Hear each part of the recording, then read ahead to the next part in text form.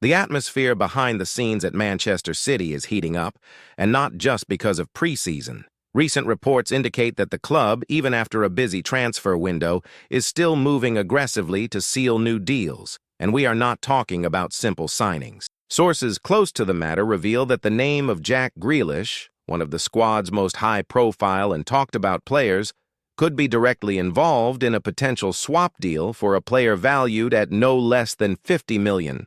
If completed, this move would not only dominate the headlines but could also significantly alter Pep Guardiola's tactical setup for the coming season. What's most intriguing is that, contrary to what many believed, City does not appear willing to end its market activity anytime soon. Even after securing the likes of Ryan Sherry, Ryan Atori, and Marcus Bettinelli early in the window and bringing in S.A. Nipan from Rosenborg for $12 million, a signing expected to be followed by an immediate loan, the board is still working intensively behind the scenes. For those who follow the club's day-to-day activities, it's clear the current priority is to fine-tune the squad into a more cohesive unit, even if that means parting ways with established stars. In recent days, rumors have surfaced suggesting Grealish could be loaned to Everton, but talks have evolved into an even bolder scenario. Brazilian journalist Jorge Nicola has revealed that the citizens remain determined to bring West Ham midfielder Lucas Paquetá to the Etihad Stadium, and the key to this deal could precisely be involving Grealish as part of the exchange, lowering the Hammers' asking price and making the Brazilian's arrival possible. However, this story did not begin now. According to Nicola, City's interest in Paquetá is long-standing, having surfaced in the last 3 transfer windows. Pep Guardiola has even publicly expressed his admiration for the player, praising not only his refined technique, but also his versatility and footballing intelligence. Paquetá himself, in a moment that caught the fans' attention, warmly embraced Guardiola before a match between West Ham and City last season. A gesture showing the admiration is mutual. West Ham, for their part, are well aware they hold a valuable asset. Paquetá is considered a central figure in David Moyes' system, and letting him go would only make sense if an irresistible offer arrived, which explains the initial $50 million price tag. However, receiving a player like Grealish in return could be tempting, as the Englishman, despite inconsistency, is still viewed as a star capable of deciding matches and drawing significant media attention. For supporters, the question is inevitable. Swapping Grealish for Paquetá. Is it a bold step or too risky? The Brazilian would certainly bring new attacking solutions, but losing a player already adapted to Guardiola's style could have unforeseen effects. The key issue is whether Pep is looking merely to strengthen the midfield or if he is planning a deeper change in the team's style, prioritizing Paquetá's creativity and reading of the game. Meanwhile, another move is quietly developing away from the main spotlight, but with the potential to have a significant impact. Tottenham, eyeing the market and seeking reinforcements to boost squad quality, are closely monitoring certain Manchester City players. Among the names under consideration is Tinho, signed for $21 million, who has been attracting attention for his unpredictability and ability to create opportunities in the final third. Tinho's profile greatly appeals to manager Thomas Frank, who sees him as the missing piece to diversify Spurs' attack. However, so far, no formal negotiations have taken place, and Guardiola himself has indicated he has no intention of letting the youngster go anytime soon. After a promising debut season, Pep believes there is still plenty of room for development and that his potential should not be wasted through an early departure. According to journalist Graham Bailey, intermediaries have already sounded out Tottenham regarding the possibility, but have found no clear opening to progress. The interest is there, but the current situation favors the player's stay at City. Even so, in football, a change in circumstances can quickly open previously closed doors, especially if new signings force a reduction in the squad. This focus on young talents also reveals a broader strategy from Guardiola. While reshaping his more experienced players to accommodate potential high-profile arrivals, he is also firmly protecting those with high resale potential. For the manager, losing promising prospects too soon can be as damaging as failing to sign an established star.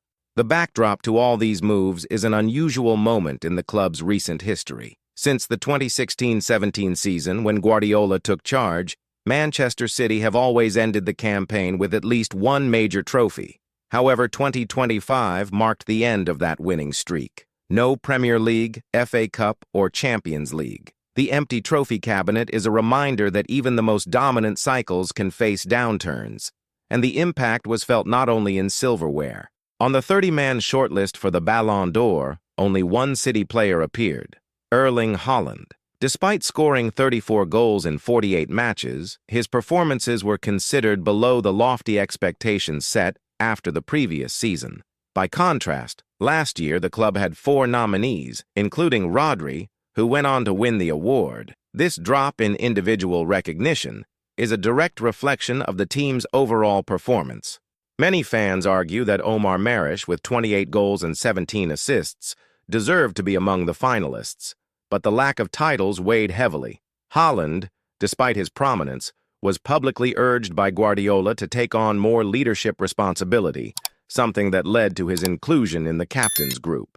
The most symbolic moment of the season came during the FA Cup, when Haaland, instead of taking a decisive penalty himself, handed the ball to a teammate. For some, it was a gesture of humility. For others, a sign of insecurity reflecting the squad's mindset. Either way, the new season will demand proof, on and off the pitch, that City remain a force capable of dominating the European stage. Behind the scenes, changes are already underway. Guardiola has strengthened his coaching staff, bringing in Pepin Lijnders and James French, while confirming Kolo Touré's role after his participation in the Club World Cup campaign. These adjustments aim to refresh ideas and inject energy into the squad, something that, according to John Stones, is already noticeable in training. Touré, with his defensive expertise, will focus on fixing issues that have long troubled Guardiola. One of the most pressing is the fragility in defensive transitions when Rodri is absent. Furthermore, the attacking runs of Ryan Ait-Nouri have left dangerous gaps at the back, something quicker opponents have exploited. Bernardo Silva has even emphasized that correcting these details is essential to regaining the team's consistency. Now, the question hanging in the air is whether these changes will be enough to put City back on the path to glory.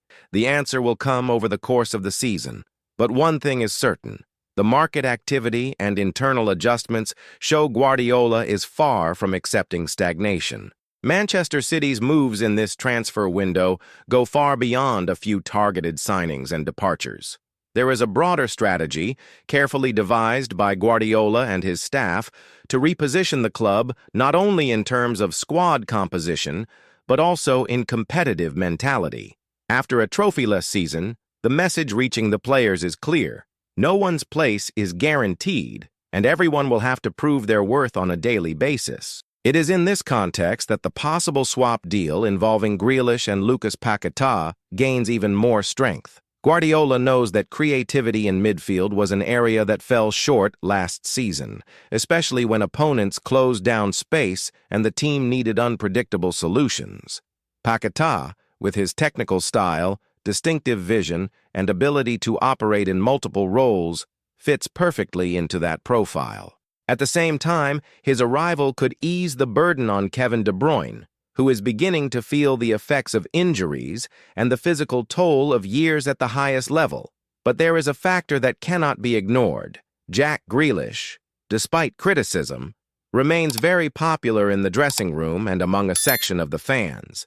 His ability to draw markers, win fouls, and create space for teammates is something Guardiola has always valued. Losing that resource could have unexpected tactical consequences. Therefore, if the deal moves forward, it will be vital for City to ensure that Paquetá not only replaces, but also elevates the team's performance in major competitions. Tottenham, for their part, remain alert to any opportunity that might arise. If they manage to prize Tinho away from Manchester City, they would gain a player capable of changing the tempo of matches with bursts of pace and defense-splitting passes.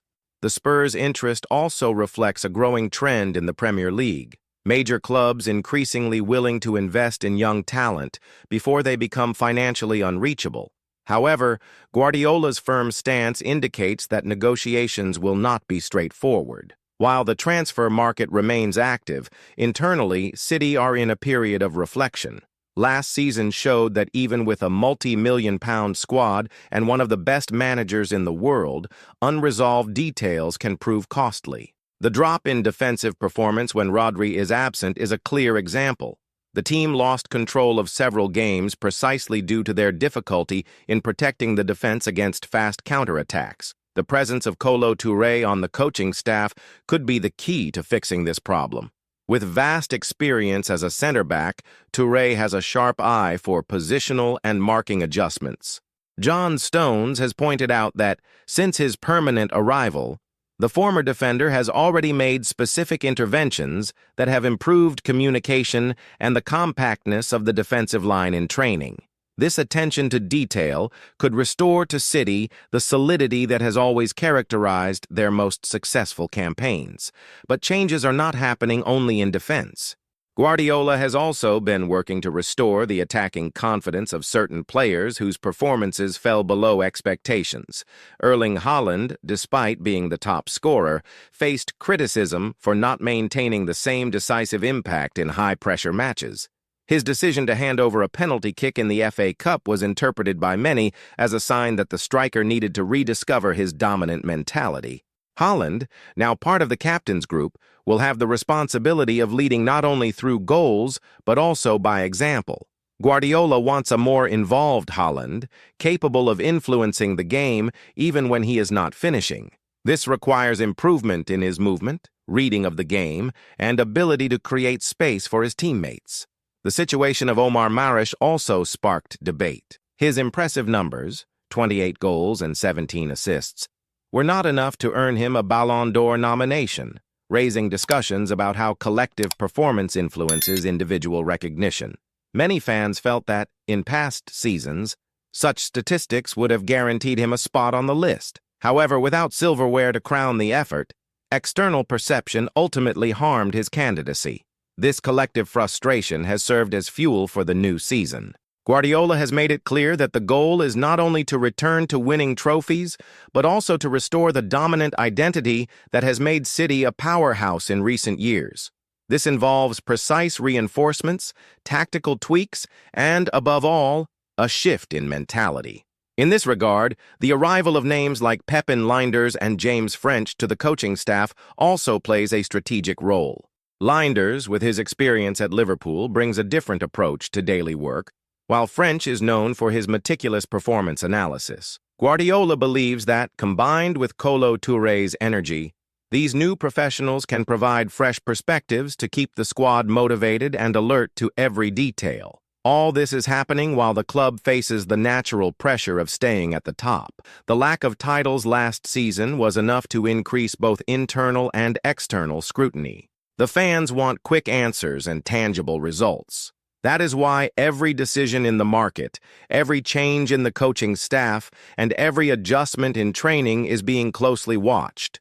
Manchester City know they cannot afford to make mistakes. The Premier League is becoming increasingly competitive, with rivals strengthening their squads and exploiting any weakness in the citizens. The Champions League remains the great obsession, and the path to winning it requires not only talent, but also mental and physical consistency throughout the season.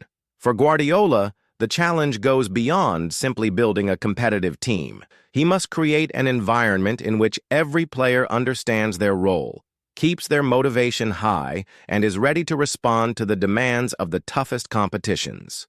This means that decisions such as swapping for Paquetá or holding on to young talents like Tinho are not merely market moves, but part of a bigger plan to reposition the club on the European stage. If the pieces fall into place and the adjustments take effect, Manchester City could not only return to winning ways, but also redefine the style of play that made them a benchmark. If not, the pressure on Guardiola and his squad will only grow, and the future could bring even more profound changes. While City's board analyses every move in the market, there is one point few discuss, yet it directly influences all decisions: the financial impact and how it fits into the club's long-term planning. After years of heavy investment in high-profile signings, the priority now is to balance the budget while remaining competitive. This means that every high-value purchase must be linked to a significant sale, not only to avoid issues with financial fair play, but also to maintain the project's sustainability. It is in this context that the possible swap deal involving Jack Grealish and Lucas Paquetá makes even more sense. City would not only be strengthening the squad with a player they have pursued for several seasons, but also making use of an asset who, at this moment, has not been indispensable in Guardiola's starting that team. The idea is clear: to turn an underutilized resource into a piece capable of changing the team's level in midfield without jeopardizing the club's finances. The numbers back this logic. Grealish, signed for $100 million in 2021, still holds significant market value, especially for clubs like West Ham, who see in him a profile capable of attracting crowds, generating media impact, and adding experience to the squad. Paquetá, on the other hand, would arrive at a high cost, but one offset by the potential to deliver immediate results and maintain a high level over several seasons. The same reasoning applies to the situation of Tinho, targeted by Tottenham. City's board knows that, in market terms, they could sell the player for more than they paid, ensuring a quick profit. However, Guardiola views the youngster as a medium-term project. He believes that letting go of talent before they reach their peak is a mistake that can prove costly in the future. And European football's recent history is full of examples of players who flourished shortly after leaving their formative clubs. The fans, meanwhile, are caught between anxiety and expectation. After a trophyless season, the feeling is that something must change, but without compromising the winning DNA built over recent years. Some argue that a major squad overhaul is needed to inject new life into the team, while others believe the moment calls for only minor adjustments and greater focus on collective work. This divide of opinion also extends to the stands when it comes to Haaland. Despite his impressive 34 goals last season, many expected him to be the absolute protagonist in decisive matches, as he had been the previous year. Guardiola has already made it clear he wants a more complete Haaland, more involved in build-up play and taking on a leadership role in the dressing room. This, in fact, was one of the reasons for naming him among the captains, a role that carries weight and responsibility both on and off the pitch. Another name sparking debate is Omar Marish.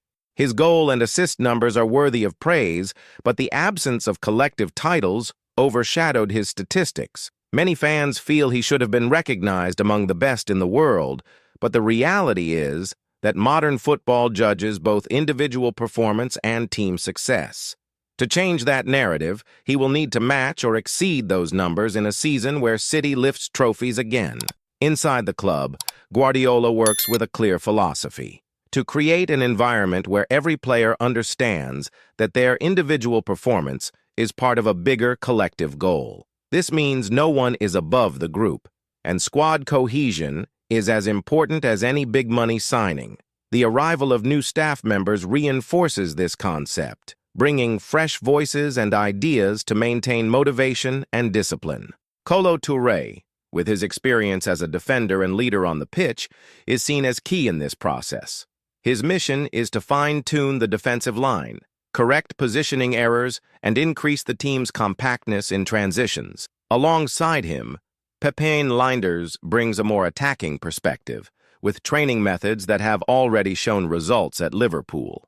James French, meanwhile, adds an analytical view based on statistics and detailed performance analysis, which can help Guardiola make even more precise decisions. The combination of these three approaches, Touré's defensive discipline, Lijnders' attacking creativity, and French's analytical precision, creates a working environment that strives for excellence in every aspect. It's not just about fixing flaws, but raising the team's standard in every detail, something essential to compete at the highest level. At the same time, City keeps a close eye on what their main rivals are doing. Clubs like Arsenal, Liverpool, and Chelsea are investing heavily to close the gap on the citizens, while teams like Newcastle and Aston Villa aim to cement themselves as permanent forces at the top of the table.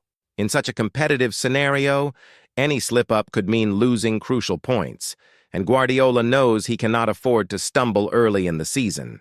Another major factor is the Champions League. Even after winning the title, the competition remains a priority, not only for sporting glory but also for the prestige and financial return it offers. The board wants a squad capable of competing at the top level in the Premier League, while also having the strength to go deep into the European tournament. This demands squad depth, which is why every signing and every departure must be calculated with surgical precision. It is here that the Paquetá deal could become a turning point. His versatility would allow Guardiola to switch systems without losing quality, a vital asset in high-stakes knockout matches. At the same time, his arrival could ease the workload on De Bruyne and Bernardo Silva, allowing both to be rested at strategic points in the season. On the other hand, parting with Grealish could impact the style of play refined over recent years.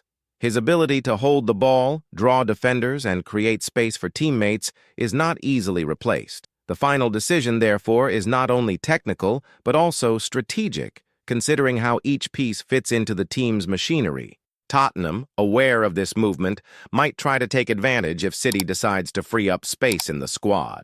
Tinho remains the most talked-about name behind the scenes at Spurs, and while the deal seems unlikely at this stage, the arrival of new signings at City could change that scenario.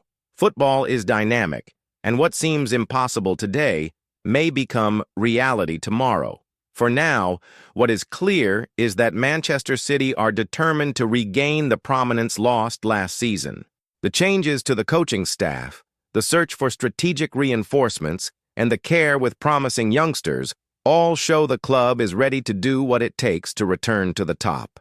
But, as always, the real test will come on the pitch, where every decision, every play, and every result will be judged by the demanding fans and the ruthless elite of European football. And so Manchester City enter the new season, full of questions, surrounded by expectations, and under pressure to prove they can still dominate both England and Europe. Every move in the market, every adjustment to the coaching staff, and every decision on the pitch will shape the future of a team that has already made history, but knows that, in football, living off the past is not enough. Now I want to know your opinion. Do you think the Grealish-Paquetá swap is the right move to put City back on top? Or is keeping the current squad and betting on the recovery of key players the safer choice? If you've made it this far, it's a sign you enjoy staying informed about everything happening behind the scenes in football. So go ahead and leave a like. It really helps bring more content like this. And if you're not yet subscribed, hit that subscribe button and turn on notifications so you don't miss any updates on Manchester City and the world of football. The next chapter of this story is about to begin, and you'll want to be here to follow every detail. See you in the next video.